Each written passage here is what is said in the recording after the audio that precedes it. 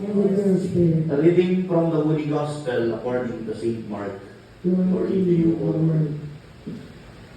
Jesus said, from the beginning of creation, God made them male and female. For this reason, a man shall leave his father and mother, and be joined to his wife, and the two shall become one flesh. So they are no longer two, but one flesh. Therefore, what God has joined together, no man being must separate. The Gospel of the Lord. Praise to you, Lord Jesus Christ. Please be seated for a while. In our Gospel, Jesus said to His disciples, what God has joined together, no human being must separate. Maya pa po kayo man. Magandang umaga po sa inyong lahat. Pakitingnan nyo nga po yung katabi ninyo. Pakisabi sa kanya, in love ka ba? Kasi blooming ka. Ano po? Pakisabi sa katabi. Okay. Sa mga hindi po nakakilala sa akin, ako po si Father Carty Macalino. Taga Makabebe ako po, meron ko po Kenny. Kaya lang po yun yung may na ako pong pari. Inipat na kami po Bacolor po San Fernando. Yan po. So maka-assign ko po ngayon kay Beren de Lourdes Parish kay Talang Tandaba Pampanga. So i-goyong po, goyong po yung ausmi kayo nang malati kami po. Kaya doon kayo po kitang tennis court, kita pong lele isang ban. Kaya po kababata kayo po kay Brian, that's why he invited me to renew their marriage vows. Kaya po chuta mo kayo. In our sacraments, the 7 sacraments, the married life, marriage is not called sacrament of marriage. It is called matrimony.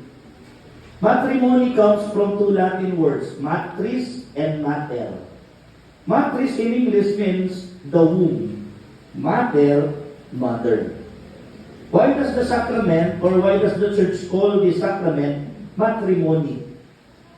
In the same way that a mother is willing to do everything in order for the child in her womb to be alive, that is also your vocation, Brian and Giselle. You are willing to do everything in order to protect your promise of faithful love until the end. I'm sure this 25 years is not very easy. You encounter many difficulties, you encounter challenges, as you strive to be faithful to one another until you reach this day. If you still remember, 25 years ago you promised in a prayer your vows to one another. For better or for worse, in sickness and in health, in richer and in poorer, till death do us part. Ibig sabihin, married life is not just about a better process. Just remember, even roses has its own thorns.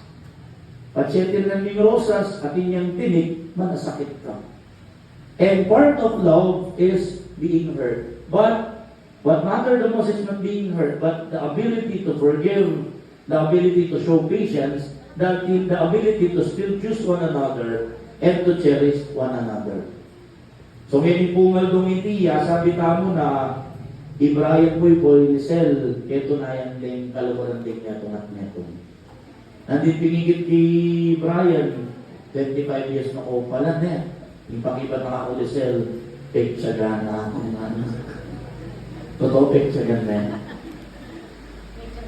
May tsagaya ako na. 25 years niyang magtsaga, ang buong magpasensya na po ka pa nandun. And kidding aside, basta tingin kang kay ibat mo. Kasi, nung alang pasensya, alang lugod, alang sakripisyo, manatili in lugod dahil may asawa. Kasi balo tamo, there is no such thing as a perfect person. Yan, imatang balo na yan. Okay. You were married for about 50 years?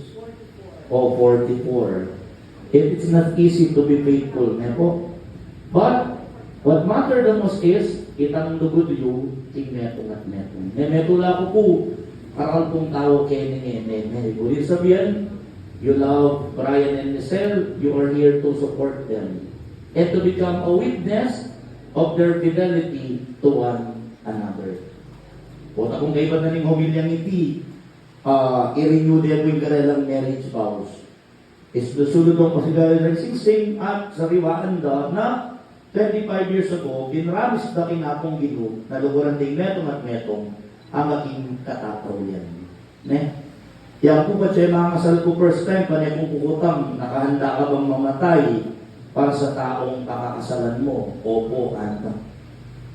Nasabi ko lagi, ilabas na yung filing squad, patunayan natin. No? Uli na sabihan, inglugod, makasadyayang magdake, magdahulye, para ing tao kakamalan. Ne? So I would like to give you three things. First, love is the ability to offer one's life for that someone you love. Ne Brian, ang panglisel, yapit ting lugod. Love is the ability to offer one's life for the person you love. Ne? Itang kaluguran mo, inawon me, ikye mo para kayo. Then secondly, love is all about open communication. Do not leave a conflict, a problem that you do not talk it about. Balo po, pagdalanan nyo later, gawain at meras kayong 25 years. Then thirdly, the greatest symbol of love is the cross of Christ. The symbol of love is not Cupid, is not heart.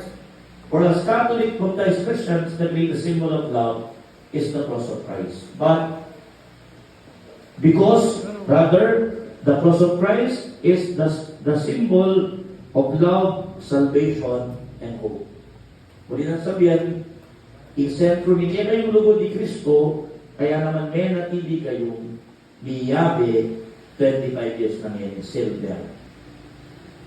My prayer for you, Brian and Lizelle, I-promise ko kayo, each time I celebrate the Mass, you're always included in my prayer. Yan pa siya, di ko pong kakasal lang pong re-renew, yan yung promise ko kayo lang. No ka rin kumanatso, mag-misa, pa siya di ka pong mag-misa, no ka rin kumanatso, remember, kaya kayo pala ng silent prayer.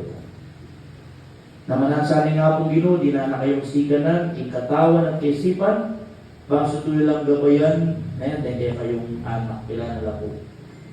Napakala ko po 12 yung pangarapan mo na. Basketball team na. Ayan. So, tatlo, no? So, baka tapuan, katayanan nila ng anak yun na magilang mayap pa anak, magilang mayap kalupay. Na po. And then, yan na kung siganan ni nga po bilubang manatili yung tapat ang ating katataw yan. Brian and Lizelle, God bless your married life. And today, you become a model of fidelity to the people who are present here. Kasi masabuling nila 25 years kay married life. Tingaliwa, 3 years pa, may kawanin na rin. Pati kayo, bakit yun na inglugod, mas malalam kesa aking kamwa. Inglugod, mas malalam kesa kitang epami kaintindi. Inglugod, mas malalam kinano pa mang bagay. And you did that because of your great love for one another. What ang baby Lizelle, ang pong Brian, na maghanin ko ulit, gawa kong pangapat, ining sabihan nyo rin metong at metong na. Lizelle, sabihan mo kang Brian, sa'yo lang ako habang buhay hanggang kamatayan. So mamayang gabi, bago kayo mag-honeymoon, sabihan mo kay Ita Brian, Lizelle, sa'yo lang ako buong buhay, habang buhay, hanggang kamatayan. Dapat pag kami karoon ko anak ulit, nanong lang yun na. Faith. Faith siguro kasi faith, fidelity, faithfulness. God bless your married life, and pasibahay po parang pangantala kong masiklan, hindi Brian, ang very. Pagkatan ko lang kung yung talaga di pa ng Lizelle, ang populat ang maging taygawan daw, 25 years ago, to